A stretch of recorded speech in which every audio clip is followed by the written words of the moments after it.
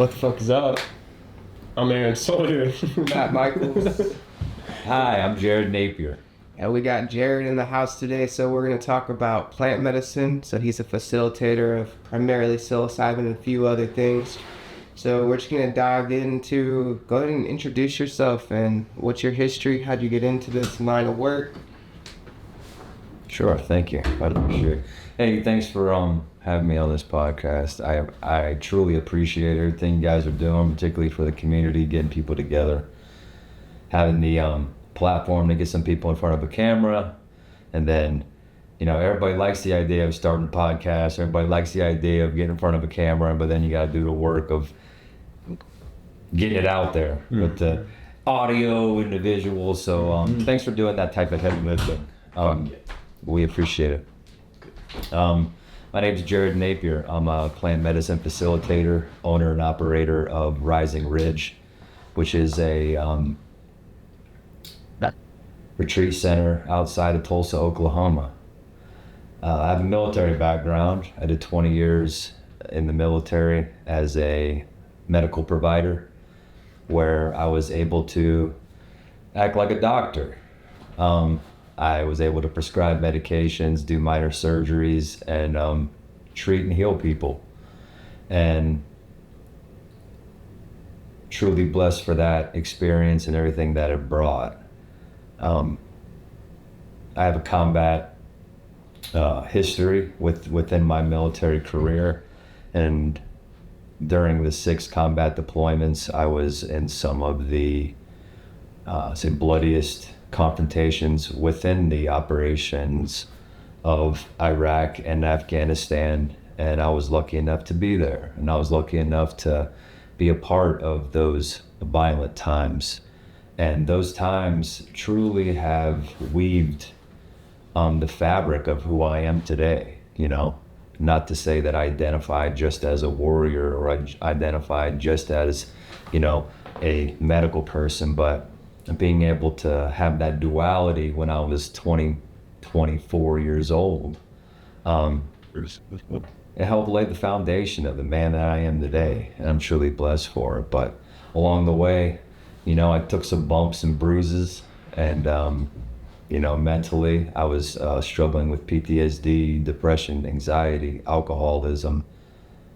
And, you know, about 18 and a half years in the military, the wheels really started to smoke off.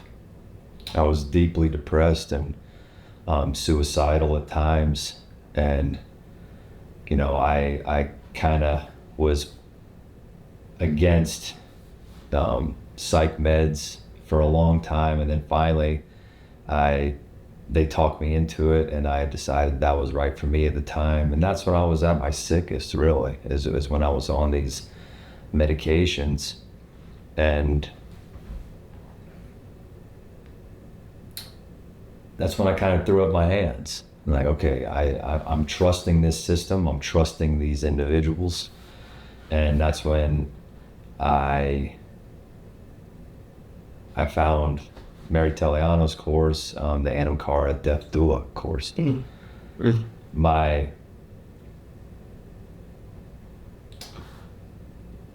What I was going to do when I retired from the military was be a real estate mogul. You know, I have a history of investing and real estate. I was able to develop a portfolio while I was in the Navy that allowed me to make some moves to buy a rather large farmhouse in South San Antonio.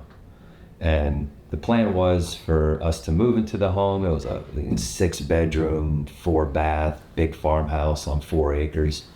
And there were squatters in it when I initially bought it. And so we got them out, and it was a complete gut job. And it was like my first big real estate deal, you know? So like anything that I do in my life, like I go full speed, dude. Like a good plan violently executed now is better than a perfect plan. Yeah, 100%. And General Patton said that, and that's something that I weave into my life. Like my wife loves a perfect plan. But execute is like where I come from, you know, like, hey, just get in there, we'll figure it out. Sounds like a fun dance. Yeah, A good plan, violently executed, not. That's better than a perfect plan in a week, and it's true, you know. So I'm sure she'd say the same thing. Yeah, yeah. So I got this big house, and I'm working on it, and along the way, I wanted to do something more, and another real estate investor friend of mine had just opened a hospice business, and she was like, hey, I'm doing this hospice business. I could fill that house up with 12, 14 people, and you could clear, 30, 40 grand a month. So, being like, yeah, let's do that. So I shifted my whole focus from living into that house to making that house into a hospice home. And I was going to do hospice home geared towards cowboys, their spouses. Where that was in San Antonio was still, cattle land. So there was a lot of cowboys in the area. They were all getting older. A lot of their spouses, a lot of their ranch hands were dying.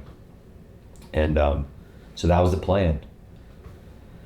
So I took a death doula course, because if I'm going to do something, I'm going to go all in. And I took this death doula course, and that's when I was experimenting with plant medicine during that time. Were you on the psychiatric meds at the same time, or did you get off of them before you started using the plant medicines? I was off. I was off for about 3-4 months. But I was drinking. Yeah, I was still drinking at the time. And I went out to that farmhouse, and I consumed my first, macro dose of psilocybin. And it was at a point in my healing journey when I was really learning how to trust spirit and listen to spirit. And I was on the main road getting ready to turn left into the long strip that led to the house. And this house is in the middle of nowhere. There's nobody around for about half a mile. So as I was turning left, I was in my truck. I said, Spirit, give me a sign. Because I was like, I'm going to take 3 grams. And then they give me a sign. But I was nervous. You know what I mean? It was like, just you, right? Yeah. So You in the house. And your first time? Taking a macro? Yep. So I was in my truck, and I get ready to turn on. I said, Spirit, give me a sign to take 3 grams, with confidence. And seconds later, the next song that came on a random playlist from Spotify was called Take 3. That's real. And that is real. And a wave of like, yeah, just like truly spirit. Yeah. And like the mystic experience of it all, and trusting what we're feeling and trusting the universe. So I was like, thank you. Like I was like, thank you. I went to the land, consumed the medicine, and as I was kind of walking around, I just felt incomplete almost. And I was like, I'm just gonna take 2 more and just go full in. So I did. And that evening, I connected to spirit, myself, the universe, nature, extraterrestrial energy, like I never have in my life. And I could do a whole podcast about that evening, but the short of it is, I was never the same. I went out into a field for about 2 hours, just wearing a pair of short shorts, and it was almost like a Kundalini-esque awakening. I could feel God in my soul. I could feel spirit. I could feel nature. I was like controlling the wind. and I'm chanting and like slapping myself, all over my body hard, and like feeling my hips unlock and feeling this energy move. And then all of a sudden, like all the wind stopped, all the sound stopped, all the energy settled, and it felt like someone took a warm bucket of gratitude and poured it over my head. And I just like looked up, and there was like a craft in the sky, like slowly coming over me. And I didn't freak out, but I just remember, and I have all this journaled, like I was looking at that, craft and that energy, saying one night that energy will come back and see me as sacred as I saw it in that moment. That's a bar. And I manifested that. By feeling that, I had later, what I said absolutely happened on multiple occasions at that property. Along with my real estate mentor, also had an encounter with extraterrestrial energy, and he was the one who lived about half a mile away. But again, that's a whole nother. Well, I think that's a whole nother thing. It has me asking, because like I've had that same extraterrestrial experience while on the plant medicines, right? When you say to people that are like, oh, it's because you hallucinated it while on plant medicines, and like that was a little bit into like, I want to talk about kind of the therapeutic aspects as well, but like, do you think it's because like you take the plant medicine and then it just connects you to a deeper level of your soul that kind of opens up your perception, and then the aliens are like, there's a woke there's some dude's third eye is opening in San Antonio, let's pull up. Yeah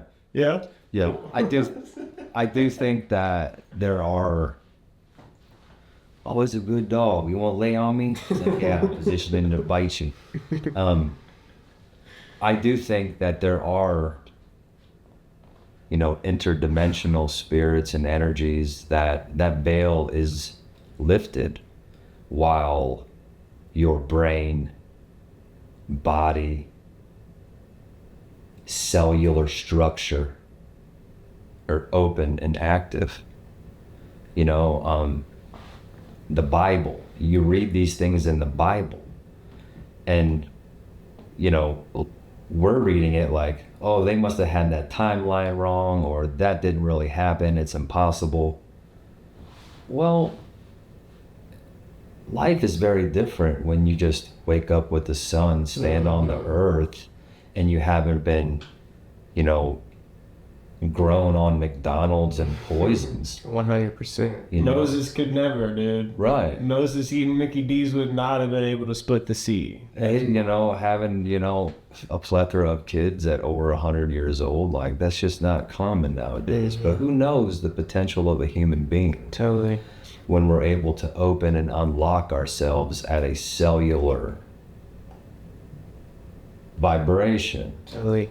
And truly, like you only use, 3% of your brain. Okay, well, that's wildly unacceptable. Like, is that why everybody's so fucking stupid? It's like, maybe you do. Yeah. I'm up here at 20. Yeah. So, like, to answer your initial question, yes, I do think that with intentional consumption of plant medicines, veils can be lifted in order to witness these interdimensional energies. And those energies were very important in my healing process. Like I said, maybe I can come back sometime and we can talk about all my encounters with those energies. Yeah. But, yeah. Talking to aliens with Jared sounds like something. It's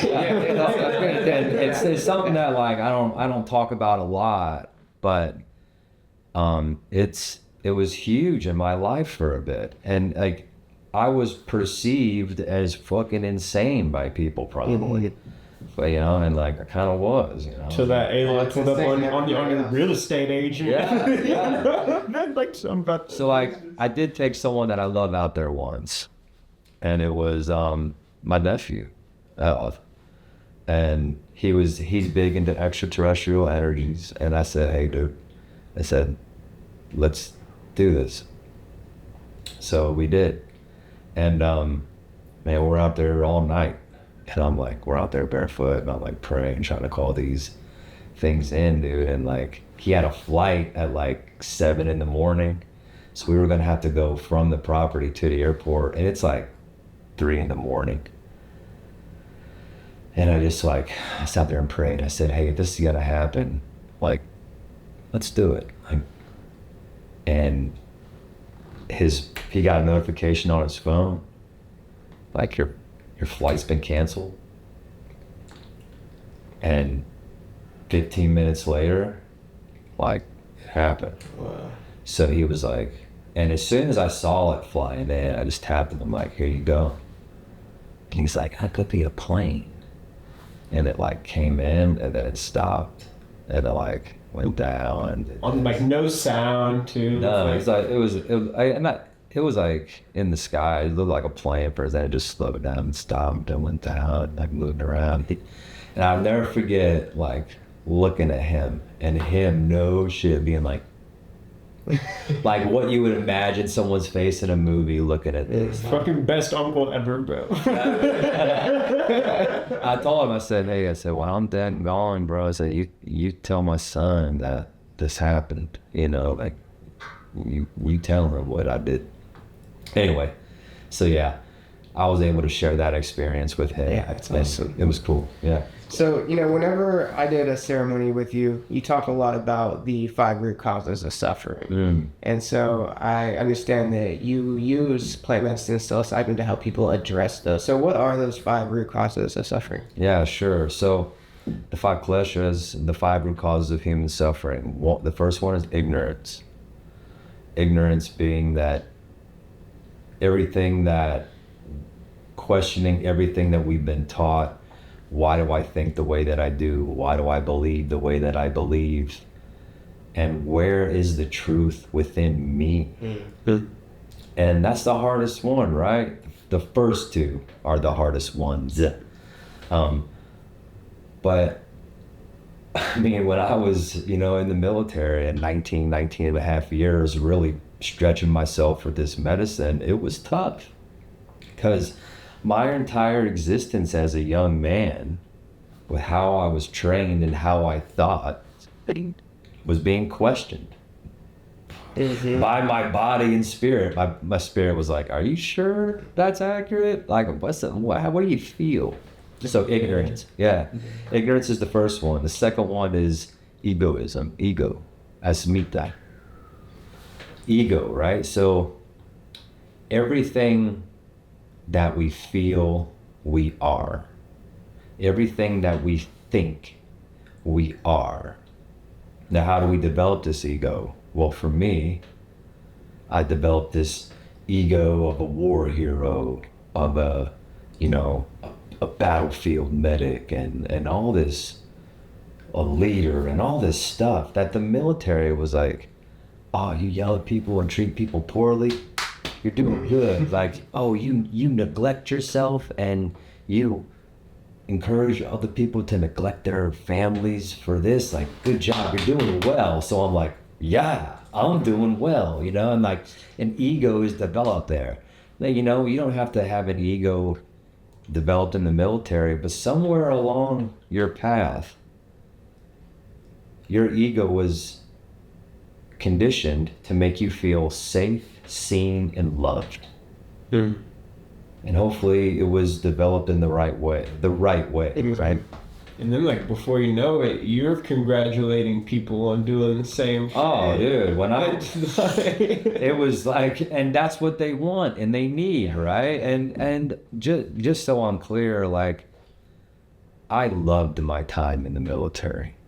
Like, when I was in it, dog. Like, that was me, and that was like who I was.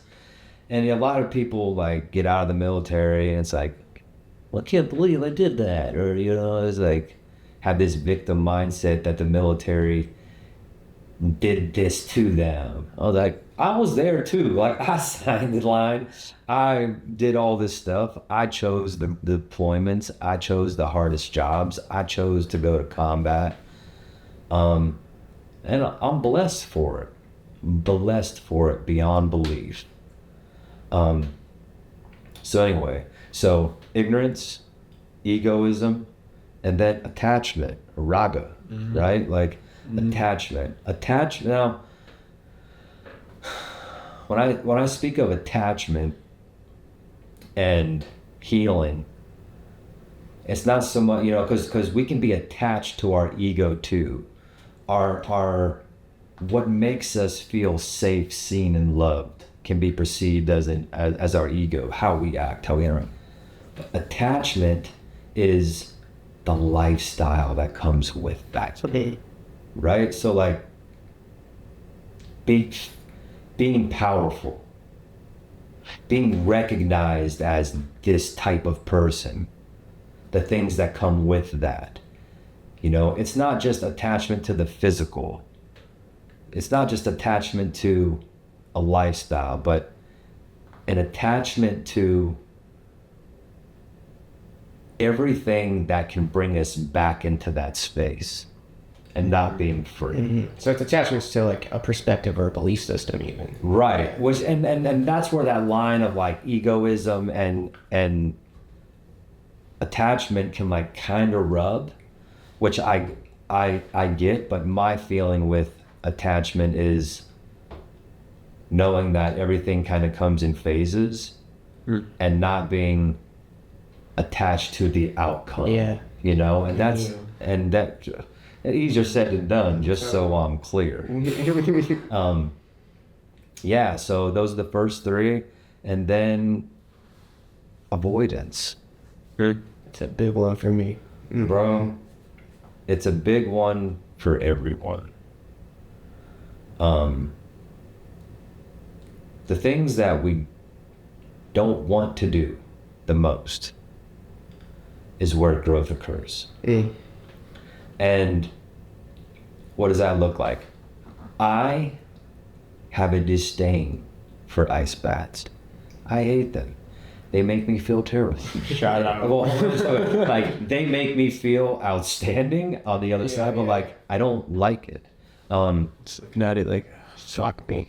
But like I understand that like that is a great representation of like avoidance, right? Yeah, totally. I heard this quote recently where it was talking about whatever you feel most resistant to is what you lean into to get to what you're actually trying to do. Yeah, and if you continually do that, like you're gonna be growing. Like as long as you're taking the time to like recluse, when that phase is kind of over, like catch my breath. All right, let me go do something else. Grow and like expand, contract, contract, and that's nature. Like yes. Yeah, so like, and then fear, and particularly the fear of death is the fifth one, fear. So, and how do we weave death into our life, to not fear its inevitable coming? How do we take what we're trying to avoid and then whittle down like why we are trying to avoid it, and what do we fear? Do we fear being alone? Yeah, I think everybody kind of fears like dying alone. Do we fear being inadequate? Yes. Do we fear, all of these things? And like there's so much granular detail in those thoughts and feelings that you can really like get smaller and smaller. And Unpacking that shit. Of course, dude. And so like you said, you asked the question, how can we weave death into our everyday life. How is that integration? What's that look like for you, and how did plant medicines facilitate that? Like, that's a great question, and now I don't think I've ever asked that question, so now I want to know the answer to it. If you got one off the top. Yeah, I mean, just so I'm clear of the question, like, how did the 5 root causes of human suffering, particularly fear, and my use of plant medicine kind of unlock me? Yeah, exactly. So like that night, after my mystical experience in that field, I came in and I did a death meditation. And that death meditation takes you to like, hey, you're going to die in 30 days. And like, this is what it looks like. What does your life look like? So I'm on a macro dose of medicine with headphones on in a large, some would say, spirit-filled house. And Sounds fucking dope. hindsight, I'm like, well, first of all, crazy. Like, I just was very trusting, very, inexperienced with plant medicine at the time. So I was like, yeah, let's do this. It's a do. Hindsight, I'm like, I was wilding out, like just really stepping into it without fear. But during that meditation, towards the end, it brings you to like the transition piece, and like when you cross over, who are some of the people that you see and embrace? And like, I saw men that had taken their lives, and like,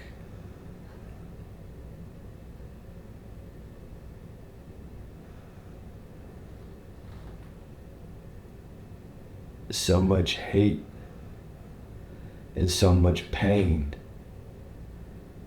and so much attachment,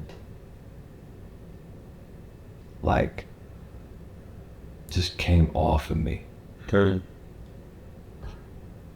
Like, trained to hate these individuals, trained to take their life by any means necessary, trained to like capture and kill them.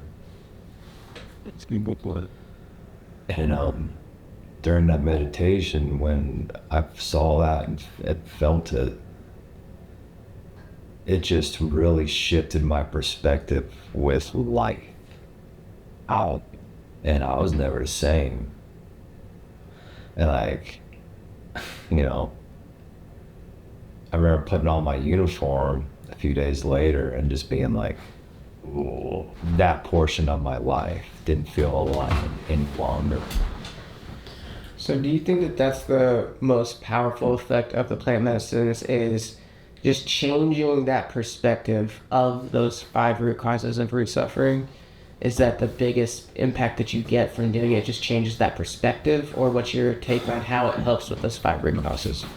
So the 5 root causes is just a sliver of the preparation, the ability to like prepare someone for that type of experience. And that's why I use the 5 root causes of human suffering for the preparation of a mystical experience, because that can kind of shine a light onto some of the compartments that we avoid or that we're attached to or we fear. And if you're able to allow a person to climb around into those compartments while feeling safe and unjudged, and allow them to subconsciously explore those spaces, a lot can come up.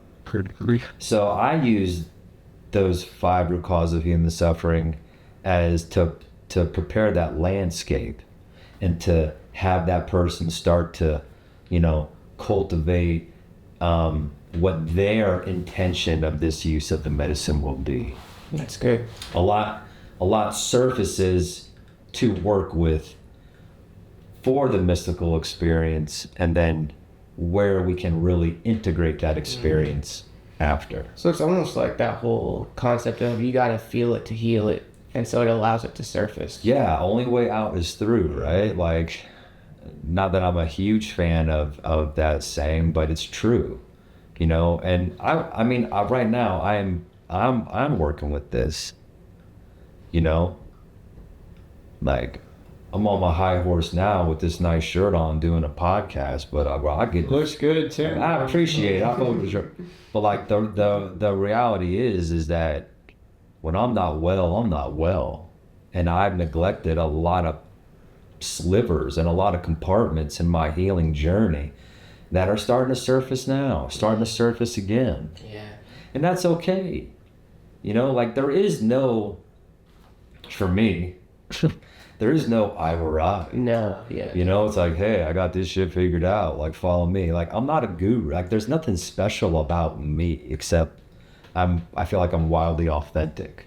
I fucking feel that way too after, they be feeling that way after some mushrooms, bro. I've had that. I was 19 years old, thought I was Jesus for a few days. Yeah. Turns out I'm still just Baron. Yeah, yeah. And that's where, like, you know, somebody uncoached going into the medicine space, like, ego. It's like ego. Attached. Like, the medicine's like, oh, yeah, here you go, ego. And the ego's like, oh my God, like, am I God? I've seen the truth. Right. I've seen it. Right. I am the truth. Right. And it's like, Did you make your bed this morning? No. I'm too busy being the truth. yeah. Yeah. And that's where the integration is, right? But like, I think the compartments that plant medicine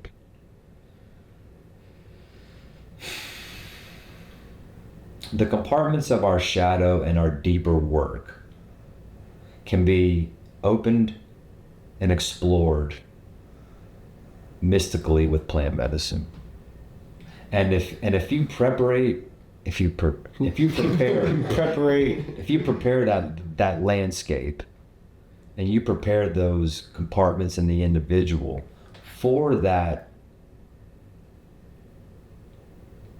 undescribable feeling and event, it's a lot easier to comfortably shine the light. Totally. So, Yeah, I would just like to know, how do you prepare people for it, and what medicines do you use typically? Yeah, so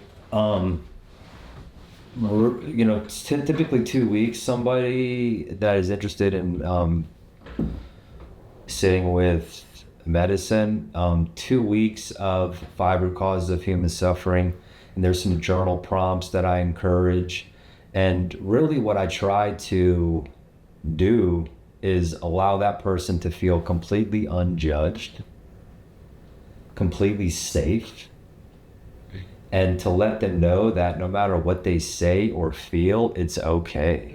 Mm-hmm. And I'm not going to try to encourage them or fix them or tell them this is what they need to do. I do nothing but allow them to explore those spaces on their own. And there are times when I can share some of my previous experiences or some of the things that I've learned to simply walk with them on that journey into those compartments. But I'm not like, well, so what's coming up for you? Oh, attachment? Listen, like, you did what? yeah, like, oh my God, you know? And when everybody talks about safety, but if you're able to facilitate safety at a cellular level for individuals and hold space for them and not interrupt them and be able to just be a hollow bone for them to express and feel and to explore, like, that is how I prepare someone for an experience. Cool. Like, be in that container, bro. Just be in that container that Right. whenever people, because it's so uncommon these days that whenever someone is prepared mentally to hold that space, it's like finally, you know, I can really like open up to a deeper level of myself without the day-to-day responsibilities, or without having to think, oh, I can't tell this person this because this will affect this outcome, and this, you know, you're Right. playing this fucking mental chess game of life, you know? Yeah, absolutely. So what plant medicines do you typically use?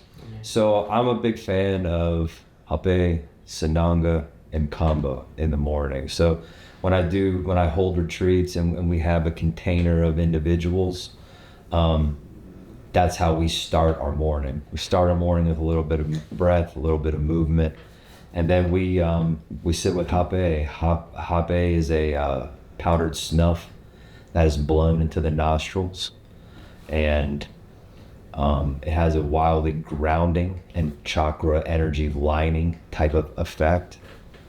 And then Sananga are eye drops, Amazonian eye drops, and that is a great way to activate the nervous system and into a fight or flight or a sympathetic type of response, and really lengthen that vagal tone for the experience. So vagal tone meaning our sympathetic, parasympathetic responses. Sympathetic meaning fight or flight, parasympathetic meaning rest and digest.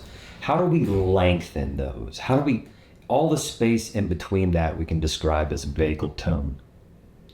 So what a great way to lengthen and touch that vagal tone than to put eye drops in your eye that can be uncomfortable. Yes, it can. That can be uncomfortable. And allow that person to deeply breathe and to feel it at a cellular level and to ground themselves with their breath. Because when you're traveling through those bardos, whether it's death or whether it's within that psychedelic experience, like, I can accompany you spiritually. I can maybe hold your hand. I can maybe, give you a strawberry to help ground you. But when you're in there, you're in there. It's you. And it's your breath. It's you remembering your intention. It's your strength to drive yourself into the parasympathetic state and breathe through that possibly uncomfortable part of it, right? Yeah. And then we sit, and then after that we sit with kambo. Kambo is a secretion from an Amazonian frog. Very peptide rich secretion that is put onto the dermis layer of the skin. We apply a small burn to the epidermis, creating a small portal. We apply a small amount of medicine right to that superficial burn, and the peptides in that medicine have a very powerful and beautiful cleansing effect on the body. And with that, I think those three medicines in the morning really set the stage for the rest of the day. And the modalities during the rest of the day are all to truly lengthen that vagal tone and stretch it in both directions. Even this fight or flight sympathetic part, like we do ice baths. Yeah. Like, if you can get into a bucket of ice water and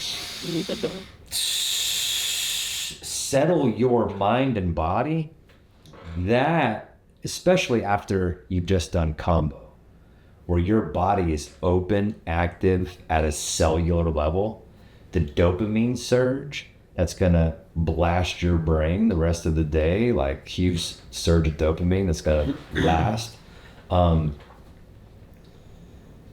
It does wonders, along with the other slide of it, right? We the last practice we do for the day before the evening ceremony is a pseudo like body scan hypnosis yoga nidra practice, where we lengthen those breaths as much as we can.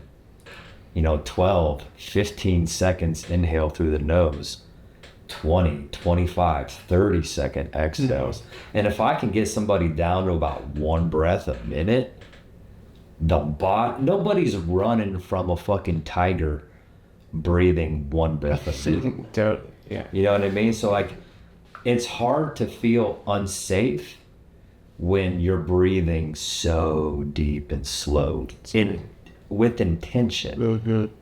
And your diaphragm, when you really get that diaphragmatic breath going, it drives us into a parasympathetic rest and digest response. Right. So we lengthen that vagal tone all day and we rub it. And people are like irritable and like they're hungry and don't eat it. And you gotta be the container for that too, for that bitchiness. Yeah, but it's a lot better than I just like. No, I'm hungry. Like, yeah, but you know, you got some big boys that like like I love our veteran containers just because you got dudes and gals from all walks of life. You know, you got like bodybuilder dudes that eat an absorbent amount of protein a day. They eat steaks, and I'm like, this is actually, you know, vegan, holistic, no meat during the retreat, and they're hungry. They just sat with a medicine combo that they purge. And so we do have a big, beautiful meal, but I always like to have an 8-hour fast before an evening psilocybin ceremony, really.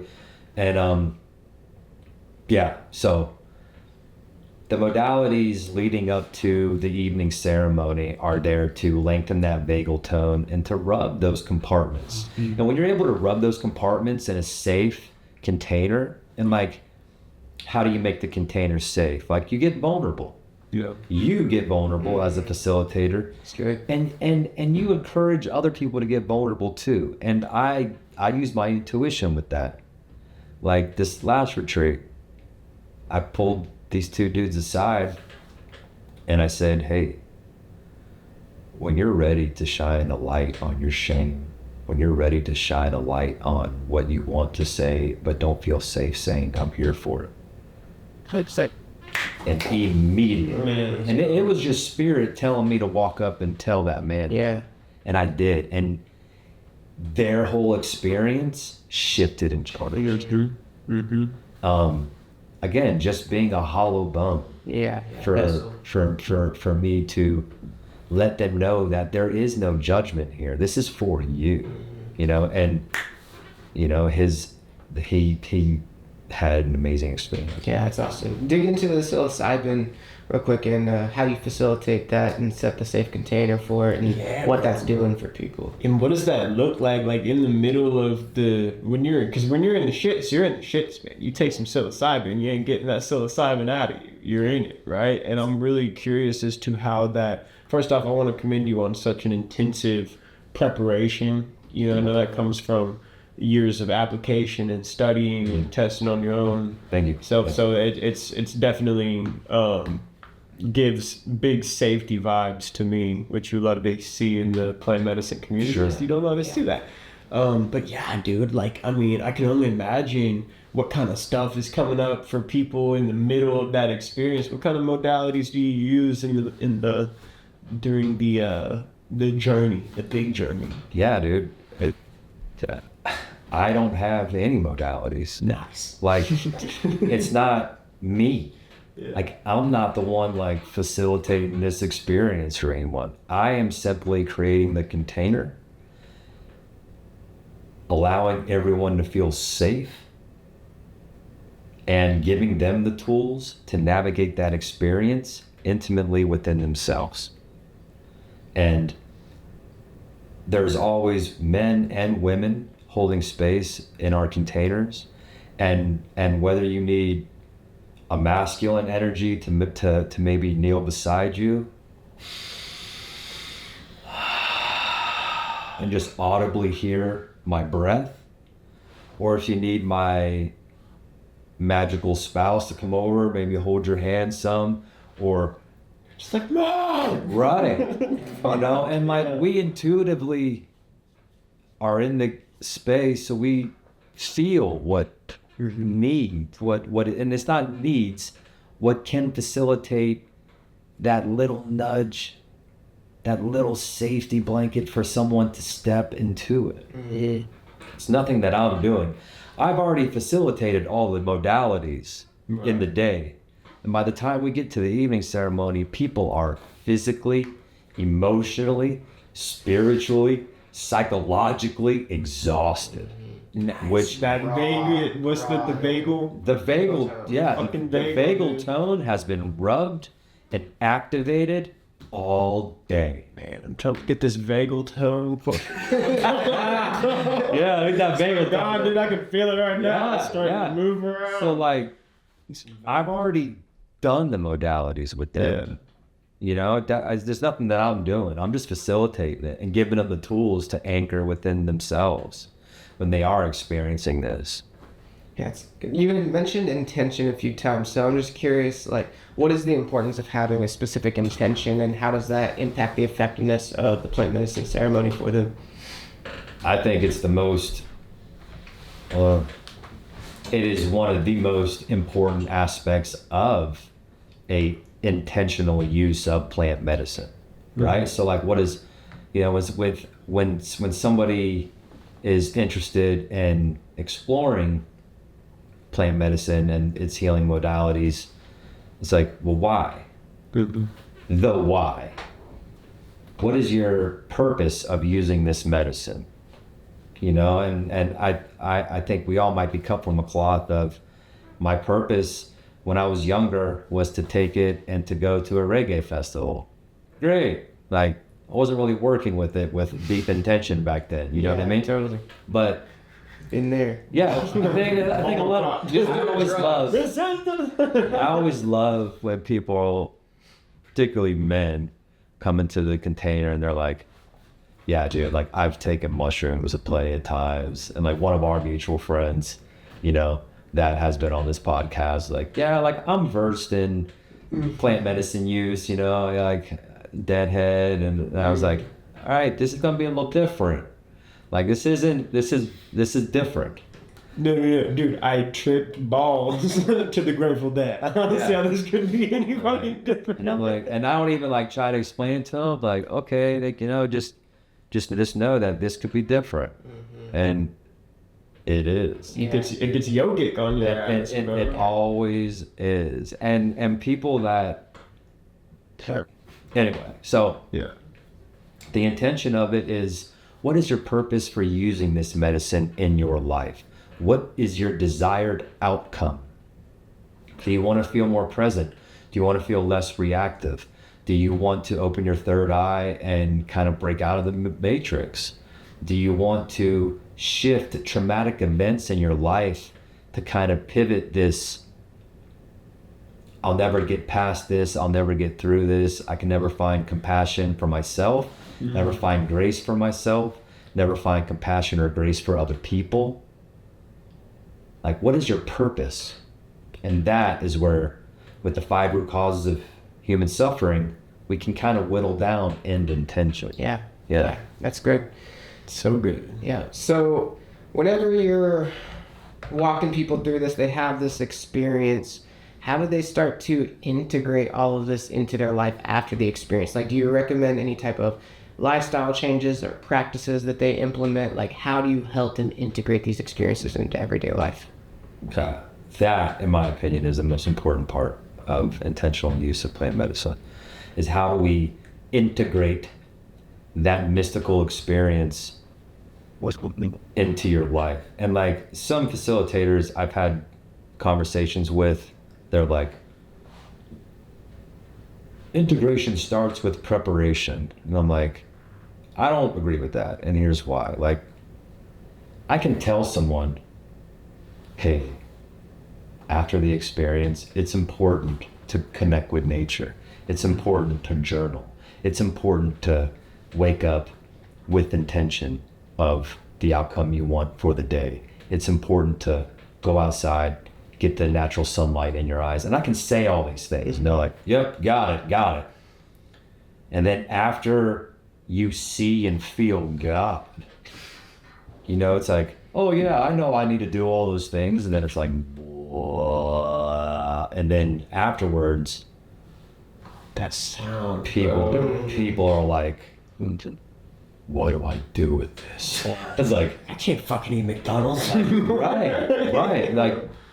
Like, so to answer your initial question, there are, particularly after a medicine ceremony, that frontal cortex, those serotonin receptors, particularly the 2A serotonin receptors in the brain, are open and active. And that dopamine striae in the brain is open and active. So what we want to capitalize on is what I call value-driven behavior. What we want to do is to weave value-driven behavior into our lives with intention to truly change the neural pathways of our brain, that neurogenesis, that neuroplasticity that everybody loves to say that word. Well, fucking great. What are you doing to capitalize on that neuroplasticity? Yeah. You know, everybody in the spiritual world, everybody loves manifestation and creation, but like, where does fucking discipline get woven into that fabric too? Yeah, that's that masculine energy. It's got Right. Like, what are you going to do to change? And by the way, I'm on my high horse right now. Like, what are you going to do to change your brain and how you think, feel after this experience? And that is integration. How do we do that? We get up undistracted. I encourage people not to touch their phones for the first 30 minutes, 45 minutes upon waking up. Wake up. If you can, immediately go outside, put your feet into the earth, open your eyes to the sun. If you can catch the sun the first 30 minutes of it coming up in the sky, do that without sunglasses. Ditch fucking sunglasses. Yeah. An unfiltered eye looking at the sun the first 30 minutes coming up while grounding. That will prepare your body, mind, and spirit for the day. If I wake up, grab my phone, and the algorithm is going to show me where it wants me to be, whether it's death, destruction, and the landscape of our country, or scantily clad women, or whatever it wants me to ruin my life with. It's usually that. Right. Death and the scandalous. Right. So like, Fear women. Death and Right. scandalous. Yeah. It's Like, like women. and like that can drive me, if that's the first hit of dopamine or serotonin that my body receives in the morning, that's going to set the day up, period. Totally. My brain is the first thing upon awakening. That is a very valuable time frame for value-driven behavior. That's good. And, you know, we even talk about when you get outside in the beginning of the day and you get that sunlight in your eyes, that actually helps you produce serotonin. Absolutely. And dopamine. Huge surge of dopamine, huge surge of serotonin. And that's what we're trying to do. We're trying to, while those neurotransmitters and those neuroreceptors are open and active, we want to feed and stack our deck as naturally as possible with those, you know, neuromodulating. Yeah. Right? Like, that's like what we want to do. We want to naturally soak our serotonin receptors with serotonin. We want to naturally get our dopamine rolling with value-driven behavior. You know, it was interesting whenever I did the ceremony with you, and I will say that I had done hallucinogens dozens of times, but never had the powerful experience that I had within the container. And, you know, I noticed afterwards, it's like your brain is looking for more dopamine right away because of that experience. And I noticed, like, my body's like, watch porn. You need to watch porn, you know, and that looking at the phone. Whereas if I just go outside and ground and get that sunlight, I can get that same thing in a way that's actually going to benefit me rather than working against me. Yeah. And that's something that we discussed too. Like, hey, look, there is going to come a time when it's going to wear off. And those neural pathways are going to want to step into our old self. Yeah. And then they're going to go, they're going to want that thick blanket that no longer serves us with the behavior that no longer serves us. Whether it's seeking attention from women, whether it's looking at pornography, whether it's eating like shit or staying up late watching TV. I went to bed late last night. Being aware of it and really avoiding it for as long as possible and just continuing to do the work. And look, there is no arrival. Like I said, there is no like, okay, I'm done integrating. Like, it's forever. Yeah. Like, you just keep on doing your best when you've got the energy and change occurs. But preparing people for it, giving them the experience in a safe, beautiful way, and then truly showing them the value of value-driven behavior and how we can stack our deck naturally with those brain chemicals gives us a really fair shot for change, sustained fucking change, right? And to meet your intention. Like you said, you wanted to work on your manifestation skills. You said you wanted to not be in this job. And that's another thing. Like people will like, I want clarity on if I want this job anymore, or if I want to do this. And then they'll do a ceremony and then they'll lose their job. And they're like, well, hold on, dog. Like, you called that in. Yes. Yeah, man, I experience that all the time working with people on detox, and part of my program is working on creating the life that you want, right? And shedding the old to make room for the new. And I've had that experience with several people where they're like, talking about like, I don't want to work this job, I want this opportunity instead, and then they lose their job and they're torn to shreds. I'm like, this is exactly what you asked for. This is your opportunity. And unfortunately, that is rarely the smooth, easy. Everybody loves the idea of being free, breaking out of the matrix, until that paycheck ain't coming to you. Fuck, like I can't buy $176 worth of fucking fruit every week like I was. Like I need 176. Yeah, like plums, dog. Plums, bananas.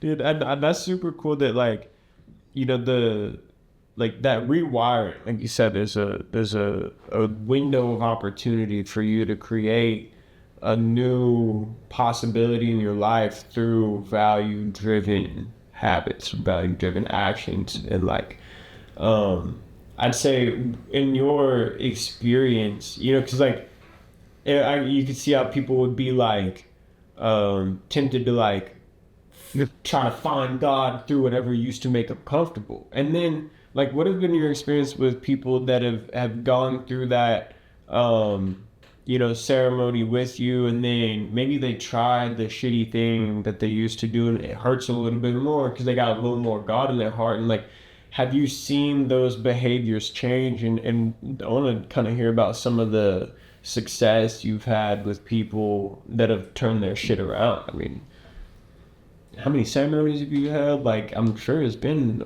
hundreds of people at this point. Yeah. About.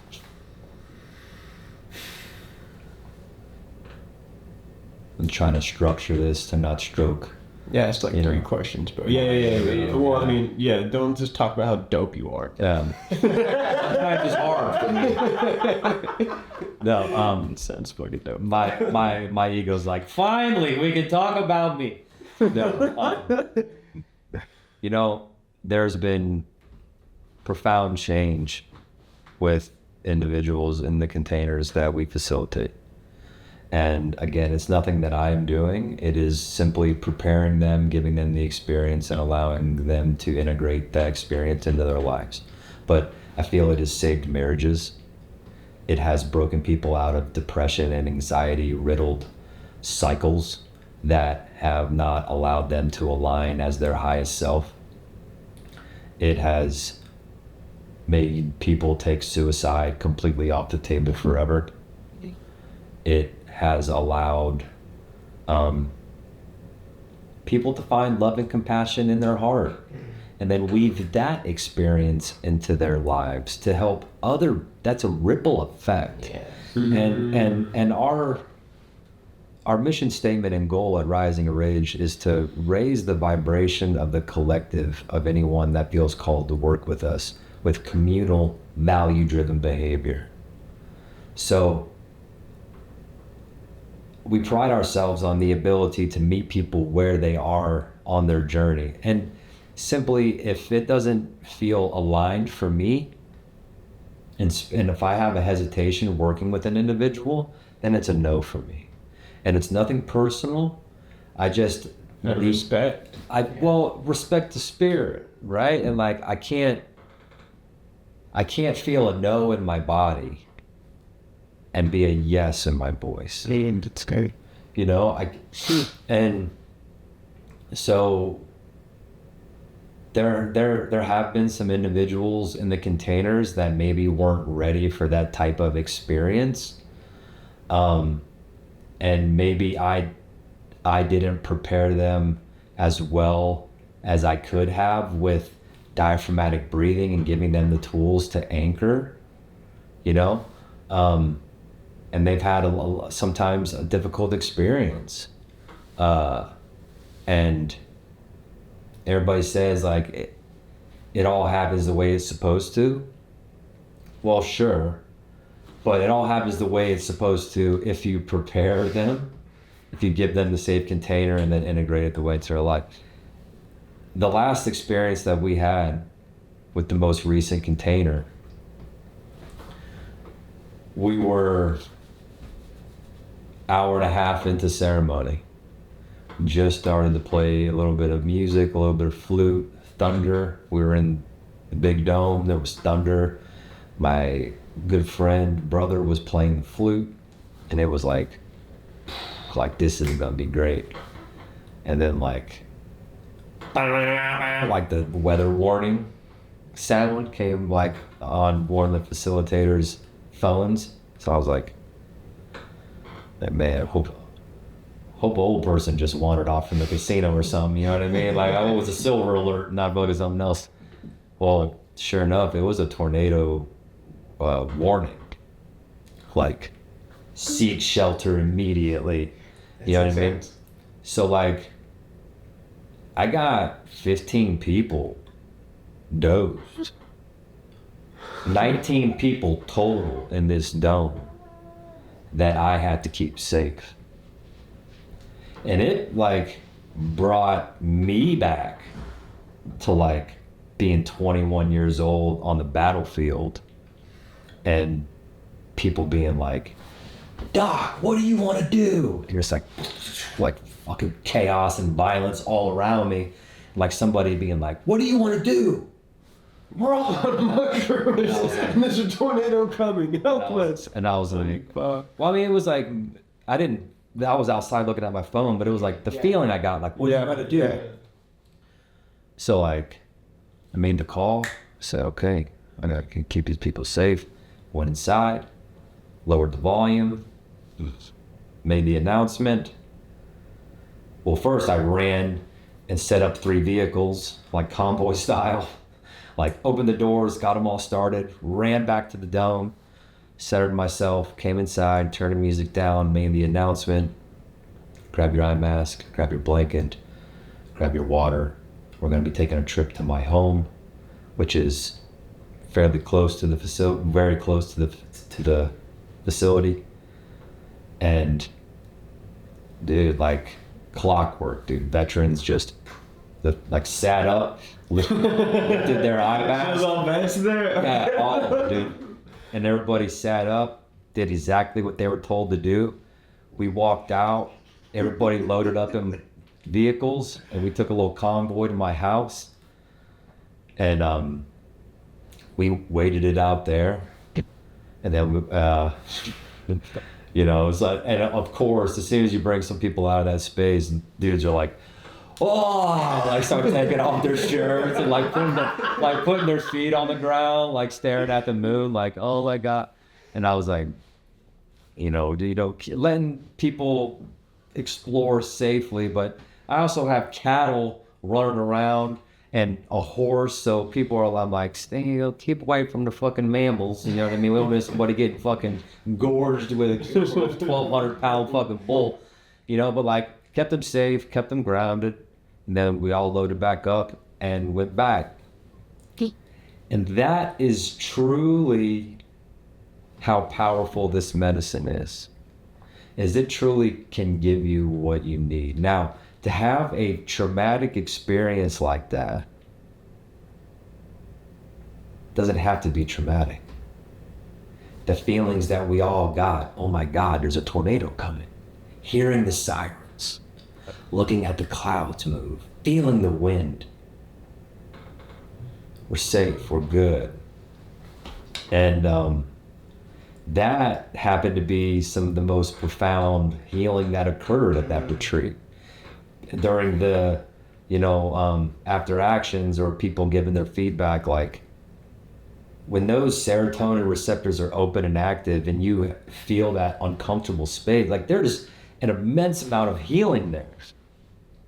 You know, having to perform under duress and knowing you're safe, and like me providing that level of safety when there's an uncontrollable force out there that we got to mitigate risk for. Mm-hmm. You know what I mean? And it was really beautiful how it all unfolded. And then we spent 15, 20 minutes there, loaded everybody back up, went back into the dome, and was able to drop 90% of the people back in. A couple people were just like, yeah, I can't get back to where we were. Like, that's okay. Like, so it's exactly how it was supposed to happen. And but it was chef's kiss, exactly how it unfolded, exactly how it was supposed to. Yeah, I think that's cool, especially with these veterans who have endured so much trauma and horrible situations like that. It's almost like, I would think that those alarms would bring a lot of those feelings and Absolutely. and memories back up to the surface. Absolutely. Yes. And like, powerful. while you're able to feel those emotions and feel the brain chemicals and that wave of adrenaline and anxiety, and work with it and trust me, right? Like, trust me that I'm going to keep you safe. Yeah.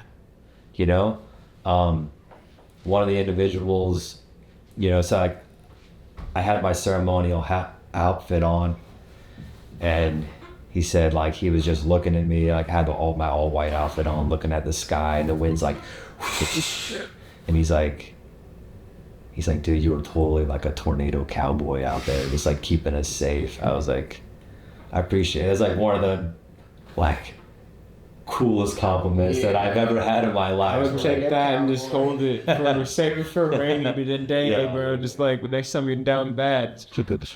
Yeah. I need to fucking with the tornado. Being able to facilitate that kind of safety for individuals. Yeah. Well, man, this has been dope. I mean, I'm very grateful that you pulled through. I think a lot of people are gonna resonate with this conversation. You know, veterans, plant medicine, aficionados that think they're aficionados. Like me personally, like I've explored with plant medicine, but I haven't done it in a sacred ceremonious setting. You know, get there, like I'm you in the farmhouse putting on the death meditation, like getting there as close as I possibly can, but it seems like having that facilitated experience and with a group of men and women that you trust can be very profound. So I'm definitely looking to book with you before I get married. For sure.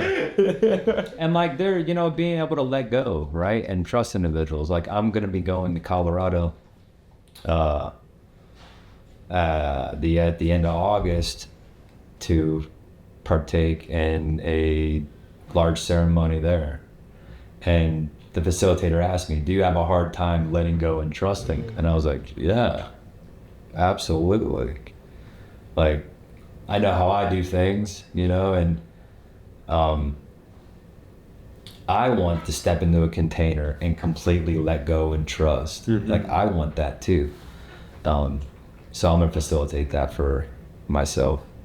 It's good. That's the best way to become a great facilitator is continue to do that in terms of work. It's like Absolutely. Matt hiring business coaches or Matt going to, you know, continuing his studies and learning from people that are in that world. That in your work. Yeah. So, do you have any other closing thoughts? Anything that you want to share with people? Any final ideas or words of wisdom? Where can we find you at? You got some websites, give me the plugs, bro. Give me the conclusions. Yeah, you know, I'm pretty active on Instagram when I'm not going through it. I got website, getting ready to blow out the candles. It'll probably be ready in a few weeks. Nice. You know, but I'm here to answer any questions, and I just want to be helpful. And I know I'm not for everybody, but I feel like the ability to be authentic in this world is getting harder and harder. It's an artificial world in all ways. Yeah. And if you're able to whittle down your authenticity, like, your vibration will be most high. Mm-hmm. The most out.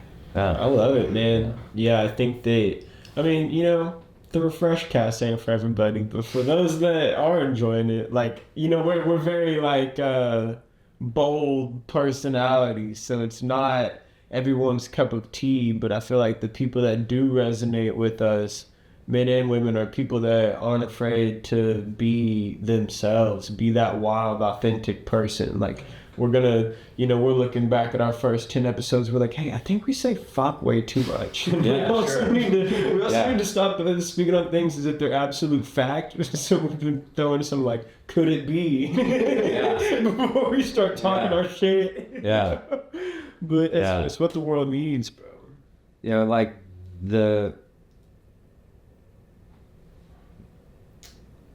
everybody says, like, the highest vibration ever recorded is, like, gratitude or love. But in reality, like, while in a Faraday cage, right? Like, while in a Faraday cage, like, the highest vibration ever recorded is authenticity. Mm-hmm. And that's why, like, when you're younger and you meet someone and maybe they're not the most physically attractive, like what you would find physically attractive at the time, but you meet them and you're like, wow, like, they're amazing, they're special. It's because of that vibration of authenticity. You know, and that authenticity is unconditional self-love. So that is that highest vibration. And cultivating it and allowing it to expand and contract seasonally. Like, we are nature. Yes. You know what I mean? And, like, I have a theory about summer, right? Because probably 80% of the people in my circle are like, dude, I'm feeling terrible. Like, I'm feeling tired. I'm feeling this. I'm like, I have a theory about summer. We do a lot of heavy lifting in the winter to survive. Like, fall, we do a lot of heavy lifting to survive winter. And then spring comes around. So it's a lot of preparation for summer harvest. And then summer comes around and we feel like now we should be full of energy and being outside and going swimming and doing all this shit. But in reality, like, summer is the time to chill. Summer is the time to enjoy those harvests. Like, when I did, like, my third time in Iraq, it was me and 11 other individuals, and our job was to train 1,100 Iraqi soldiers. And my job was to train the medical department, which is about 30 dudes. Just me at the age of 24 years old. So we'd wake up at 6:37 and we would train from 7 to 10:30, and then we'd eat lunch, and then we'd sleep. We would sleep until 3-4 o'clock. Wake up, have some tea, and then we'd train until dark. And that makes sense.